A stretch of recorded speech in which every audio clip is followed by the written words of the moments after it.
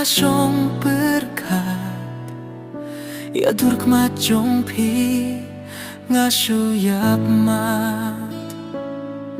Jing babriu jong pi Kat no shisha Ban pin kende Ya min siem jong a Ko bai jong a Ngai shisha ya pi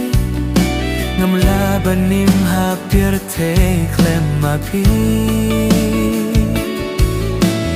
Ko bai jong a De shisha tang ma pi Ba ai jing men ha ka Jing yem jong a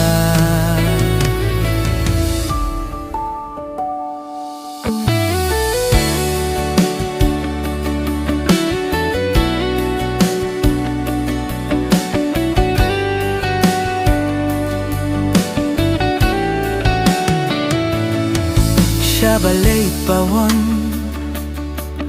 Ngam snu thu snu thao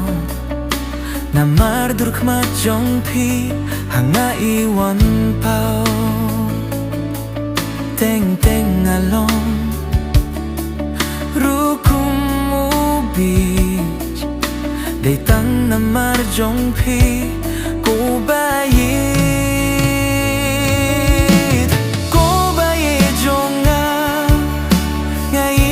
Saya pi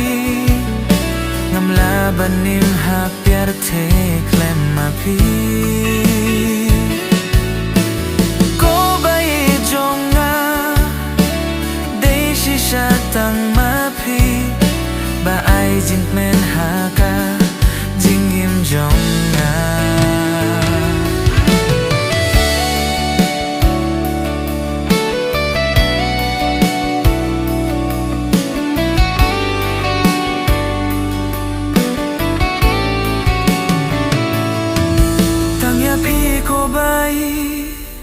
Ngadai shisha